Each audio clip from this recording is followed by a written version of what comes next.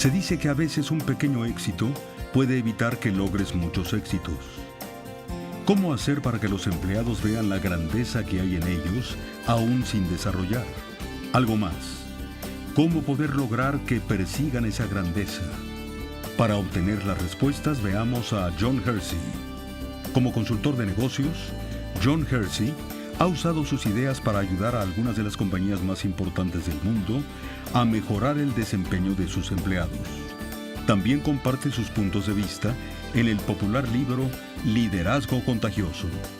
Escuchemos a John Hersey hablar de cómo ayudar a los empleados a dar lo mejor. ¿Cómo apoyar a los empleados a dar lo mejor de sí? Eso queremos hacer todos, ¿no? Es nuestro trabajo, ¿no? De eso se trata, en nuestro esfuerzo por sacar lo mejor de cada uno de nuestros empleados o de cada uno de los sistemas. A veces olvidamos lo simple, ¿o no? A veces no buscamos las herramientas que no cuesten mucho dinero o que sean simples o poco complicadas. La herramienta de la que hablaremos en esta sesión será buscar la grandeza. Buscar la grandeza, el hábito de enfatizar la fuerza individual. Empezaremos echando una mirada a nuestra niñez. Esto será individual. No vayan a llorar. Desde la niñez hasta la preparatoria. Pregúntense, ¿qué pasó con más frecuencia? Quizás nuestros padres, nuestros maestros, nuestros consejeros en la escuela hablaban de nuestras debilidades o resaltaban nuestra fuerza con más frecuencia. Nuestras debilidades. Sí, nuestras debilidades. Sí. Lo vivimos, ¿verdad? Claro que sí. Nos dijeron, cuidado cómo usas el color, asegúrate de seguir las reglas, no invadas otras áreas, no te salgas de la línea. Nos decían cómo jugar, lo que hacías mal. Y eso lo traemos a nuestras empresas. Nos fijamos poco en lo que el empleado hace bien y mucho en lo que hace mal. Lo traemos a las empresas. Recuerdo hace tiempo, ya hace muchos años, estaba en secundaria, era un muchacho y era muy buen jugador de béisbol. Mi padre pensó que era bueno como para jugar en las ligas profesionales y en su momento en las ligas mayores. Yo era un catcher. Y la posición no es realmente importante, pero sí tenía un buen brazo, era bueno en la defensa, tenía buena estatura y era bateador zurdo. Así es, bateaba con la zurda, lo cual no es tan usual, pero tenía poder y tenía la capacidad de conservar un buen promedio, o sea que le pegaba muy bien a la pelota en cada turno al bat. Todos creyeron que yo jugaría en la liga profesional. Cuando entré a la secundaria, el entrenador pensó que sería bueno para mí ser un bateador alterno. Déjenme explicar qué es un bateador alterno. Si hay un bateador zurdo y un lanzador derecho, el bateador golpea mejor los lanzamientos de un derecho, porque puede ver la bola. Por el contrario, si hay un lanzador zurdo frente a un bateador derecho, este lo hará estadísticamente mejor. Así, teóricamente, si pudiera batear de cualquier lado del plato, mi promedio sería mejor. Esa era la teoría de mi entrenador en la secundaria. Durante toda la temporada, que inicia en la primavera y termina en el verano, trabajamos mi bateo por la derecha. ¿Y qué creen que pasó? Se atrofió su lado izquierdo. Se atrofió mi lado izquierdo. Absolutamente cierto. Y otra cosa, solo alcancé un promedio de bateo regular con la derecha. Y mi promedio de bateo con la izquierda declinó. Así es, continuamente nos fijamos en las debilidades. Y eso sucedió. Trabajé en mi debilidad. Practiqué en eso todos los días y empecé a olvidar mi fortaleza. De la infancia a la fecha he aprendido a fijarme en las debilidades de la gente al punto de traerlo al mundo empresarial. Voy a comentarles dos términos con los que trabajaremos: los líderes abiertos y los líderes cerrados. Los líderes abiertos fundamentalmente piensan que lo importante es trabajar para crear una cultura que se enriquezca con personas talentosas que busquen dar el máximo y lo hagan con entusiasmo. Los líderes cerrados, por otro lado, creen más en sí mismos, en sus habilidades, en resultados y no están interesados en crear ninguna cultura. Un liderazgo abierto es un proceso creativo en el que se contagia el liderazgo y se crea un ambiente que se llena de talento, de gente talentosa, deseosa y gustosa de desarrollar sus capacidades.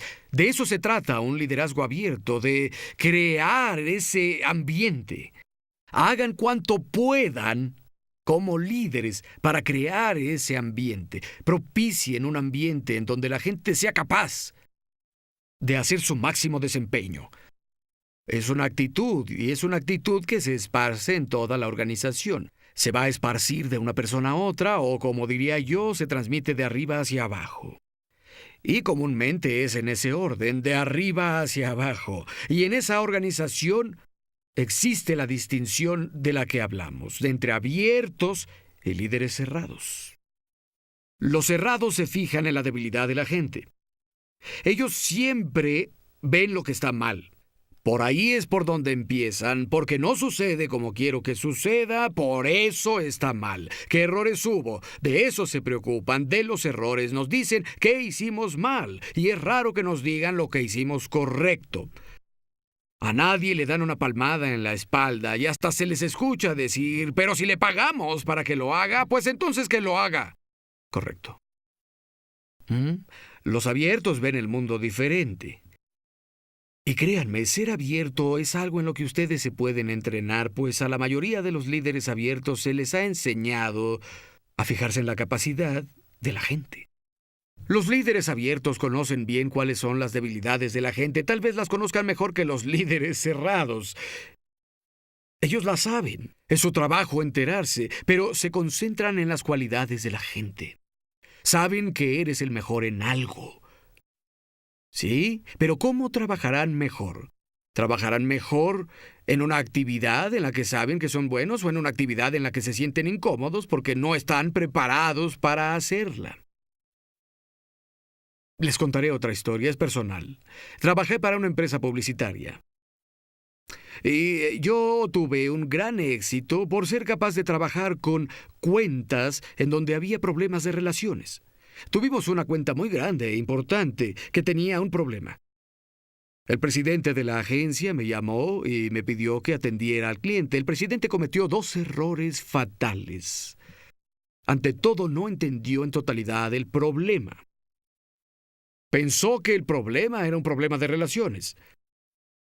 E incluso no conocía las fortalezas reales para dar soluciones que había en mí. El problema no era un problema de relaciones, se trataba de detalles. El cliente tenía un programa para anunciarse en la radio de manera trimestral. El contrato era casi así de grueso. Era un trabajo de mucho detalle. El cliente en realidad deseaba que alguien lo leyera. Imagínense. No soy persona de detalles. Soy de relaciones. Me presento y trabajo las relaciones. El cliente esperaba que supiera qué decía la página 247 de su contrato. No lo consiguió. Así que un problema de detalles se volvió un problema de relación. ¿Entienden lo que digo? Nuestro director cometió 2 errores fatales. No entendió qué deseaba el cliente, pero lo más importante es que no conocía mis fortalezas. Puedo querer ser un buen ingeniero de ahora en adelante, pero eso jamás pasará. Así de simple. Los empleados quieren trabajar para personas que realmente entiendan sus fortalezas. Hay algo negativo en solo ver debilidades. Los empleados quieren trabajar con líderes abiertos. No les gustan los líderes cerrados. Ellos lo resienten. Les incomoda notablemente que alguien los esté vigilando constantemente y les diga que está mal. Y suele pasar que los vigilemos y luego nos excusemos diciendo, bueno, yo soy del tipo A. Al empleado no le importa de qué tipo es uno. ¿O sí? Los empleados se sentirán agraviados si constantemente ustedes se fijan en qué es lo que hicieron mal. Estuve en el consejo directivo de un nuevo hotel de descanso. Eran buenos tiempos aquellos. Era un hotel de clase mundial o tenía el potencial de serlo. Y cuando se abrió, el personal se veía satisfecho, se notaba en el brillo de sus ojos, tenían la disposición de servir a los clientes, de preocuparse por ellos, se deseaba dar un excelente servicio. Fue un extraordinario periodo. Un año después, se acabó todo ese entusiasmo porque teníamos a un director que era un líder cerrado. Todos los días al llegar al hotel se fijaba en lo que la gente hacía mal.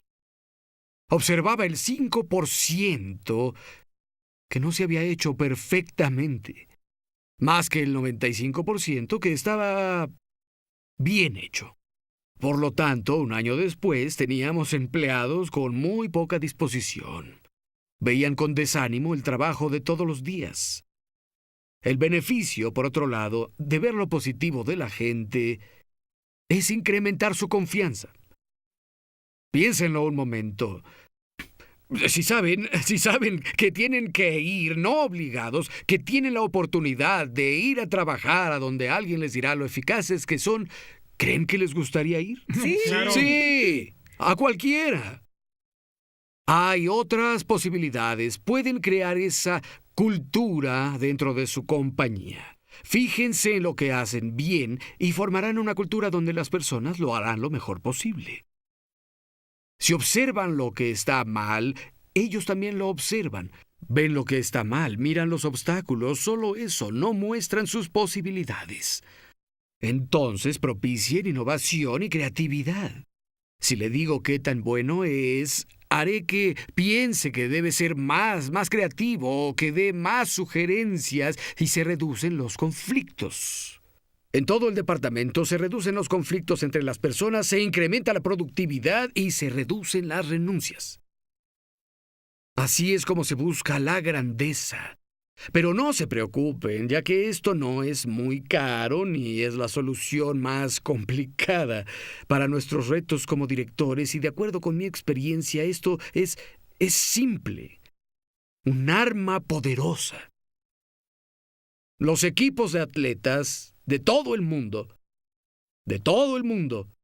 aquellos que logran proezas, ya sea en un deporte individual o en un equipo, aquellos que realizan proezas, hacen lo fundamental bien. Hagan lo fundamental bien. Hubo en el baloncesto un entrenador colegial en los Estados Unidos llamado John Wooden. Entrenó a la UCLA durante un largo y memorable periodo. Quisiera poder recordar las estadísticas, pero el punto es que ganaron 80 juegos de baloncesto seguidos sin perder. Creo que fueron 15 campeonatos nacionales en los Estados Unidos, entre todos los equipos colegiales. Tenían superestrellas. Puedo decir que algunos de ellos tuvieron extraordinarios momentos de éxito como jugadores profesionales. Ahora pregunten a esas superestrellas qué fueron obligados a buscar cada tarde en la cancha de baloncesto durante la práctica y les dirán lo básico. Cómo pasamos, cómo lanzamos, cómo defendemos, cómo hacer bien lo básico. Eso es lo que hace un liderazgo abierto. Eso, buscar la grandeza. Cómo desarrollamos este hábito. Cómo podemos acostumbrarnos a superarnos. ¿Existe alguna guía para hacernos el hábito de buscar la grandeza? Primeramente, necesitan identificar la fortaleza individual. Piensen en esto, no es una tarea sencilla. Estoy hablando de no solo identificar las habilidades técnicas, si es un buen programador o no. Hablo de identificar sus fortalezas. Piensen en esto y si tienen que hacer uso de alguna evaluación, los animamos a hacerlo. Pero si existe una cultura, digamos, dentro de su compañía, que sea muy disciplinada, muy estable, muy dependiente, supeditada y muy detallada, y contratan a alguien que tiene la calificación técnica para hacer el trabajo, pero si él no es disciplinado, estable, supeditado y detallista, si es agresivo, impaciente, si parece tener prisa, listo, ya está hecho, bueno, culturalmente no encajará en su organización como los demás. Nuestra labor es conocer el potencial de la gente y esto significa conocer sus capacidades, su capacidad técnica y su capacidad conductual. Debemos identificar ambas. A veces es tan simple como interrogarlos. Pueden hacerlo, usen diferentes métodos, hay muchos disponibles que les platiquen acerca de sus habilidades, que no sean técnicas, sino de conducta. ¿Por qué está desempleado? Escuchen su respuesta y concluyan. Número 2. Comenten su capacidad cuando sea posible. Por ejemplo, pueden decir en una reunión, quiero que Tommy esté en el equipo, es un excelente gerente de proyecto. Su trabajo es hacerle saber a Tommy que es un excelente gerente para desarrollar su potencial. Así que el paso 2 es hacerse el hábito de referir la fortaleza de la gente, tanto como sea posible. Número 3, hagan que la persona sea responsable de su fuerza. Los líderes abiertos no solo identifican la fortaleza, los hacen responsable de la misma. Es decir, la idea en sí es retener para lograr excelencia. Luchen por conservar su fortaleza. No permitan que renuncien. Un líder abierto no lo haría. Ellos establecen altos estándares. Luego les dirán: espero, Susana, que conozcas estos estándares porque eres hábil. Sé que puedes hacerlo. Confío en ti. Cuando la gente sabe que confían en ella, cuando apuestan por ella, las más grandes cosas pasan. Recapitulemos lo que hemos aprendido. Hay 3 pasos que aprendimos para practicar la estrategia para observar la fortaleza. El primero es averiguar cuáles son sus fortalezas. Tómenlo entonces como nuestra responsabilidad llegar a conocer a fondo a nuestra gente. Pueden averiguarlo con evaluaciones o a través de la observación o sencillamente decirles que creemos que son buenos. Si les decimos, nos responderán que son buenos. Lo segundo es referirnos a esas fortalezas tanto como sea posible. Hay que decirle a la gente que es lo suficientemente buena. Finalmente, que sean responsables. Si nos dicen qué tan buenos pueden ser, hasta dónde pueden llegar, lo ubicamos en una categoría. Si podemos retener a la gente en esa medida, esta es una muy sencilla estrategia, pero adquiere una fuerza que va más allá del entendimiento. Si conocen la fuerza de la gente, háganselo saber y todos los días fijen su atención en observar sus cualidades. Vean su fuerza, refiéranla, que ellos lo sepan. Háganlo. El desempeño de su departamento, de su compañía, su productividad, sus resultados, se irán al cielo y sus empleados darán lo mejor de sí.